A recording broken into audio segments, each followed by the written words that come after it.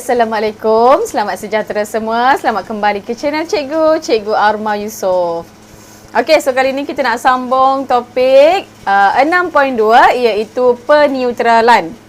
Okey, masih lagi dalam bab 6, asid dan alkali.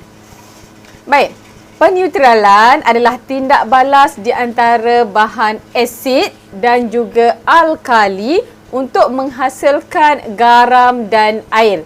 Okey, tindak balas antara asid dan alkali menghasilkan garam dan air. Garam adalah bahan yang neutral. Okey, sebab itu kita panggil dia peneutralan. Okey, saya akan tunjukkan beberapa contoh. Contoh kat sini, kita ada asid hidroklorik. Okey, asid tambah natrium hidroksida alkali.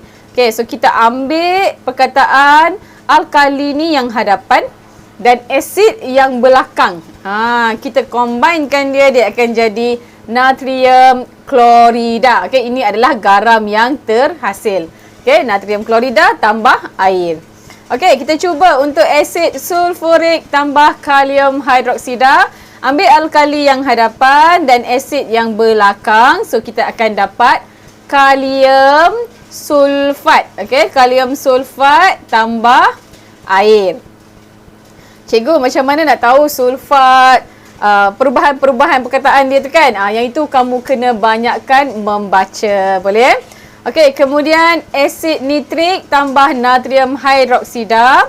Okey, kita ambil alkali yang hadapan dan asid yang belakang, maka dia akan jadi natrium nitrat tambah air.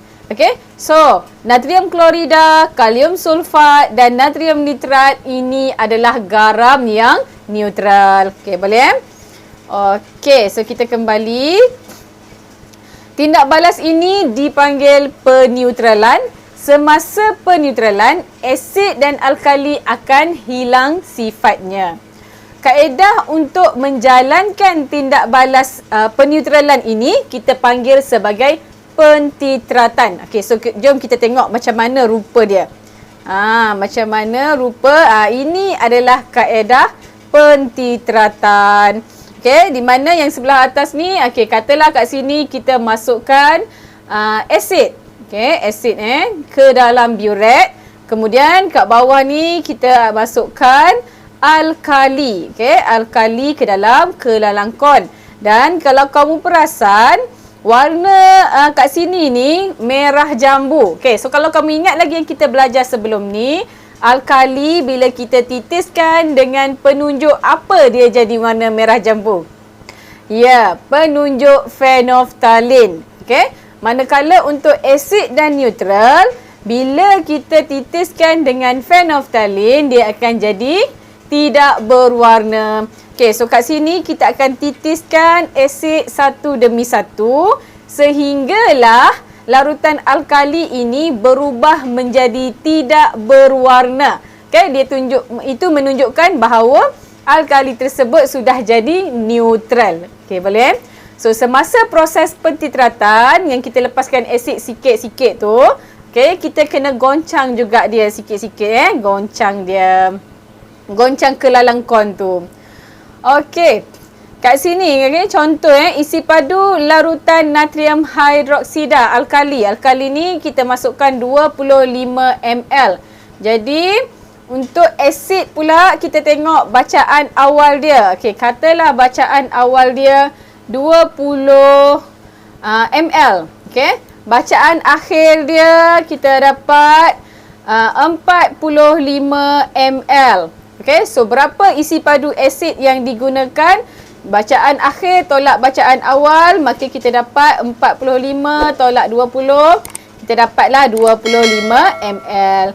Maksudnya untuk meneutralkan. Okey, bacaan akhir ni maksudnya bacaan semasa warna penunjuk phenolphthalein tadi tu dah bertukar kepada tidak berwarna. So kita stop kat situ. Kita stop kat situ Okey, so isi padu asid adalah 25 ml. Maksudnya untuk meneutralkan 25 ml alkali, kita gunakan 25 ml asid.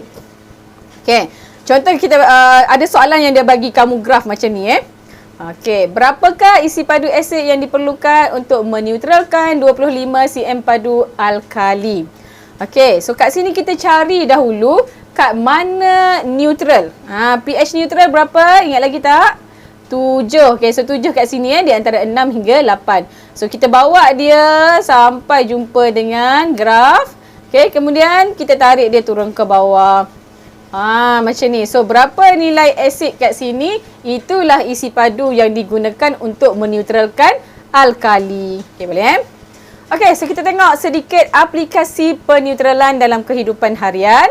Okey, yang pertama, ubat gigi. Okey, ubat gigi dia adalah alkali. So, dia akan meneutralkan asid dalam gigi kita, dalam mulut kita yang dihasilkan oleh bakteria.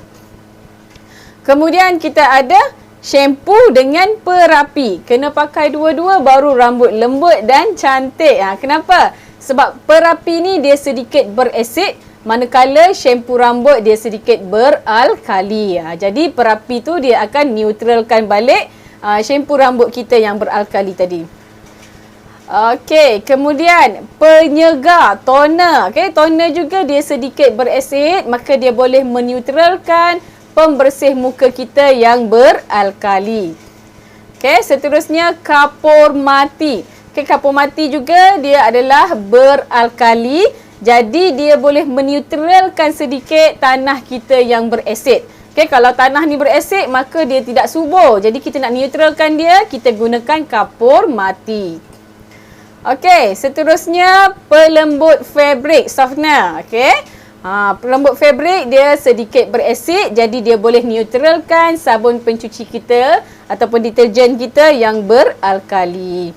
Okey, last kali kita ada bahan buangan. Okey, bahan buangan biasanya dia berasid kan. Okey, so kita rawat dulu dia dengan alkali, barulah kita boleh bebaskan dia. Kalau tidak, bahaya. Okey, boleh Okey, so itu sahaja perkongsian daripada cikgu untuk tajuk ini. Harap bermanfaat untuk kamu semua. Sehingga berjumpa lagi.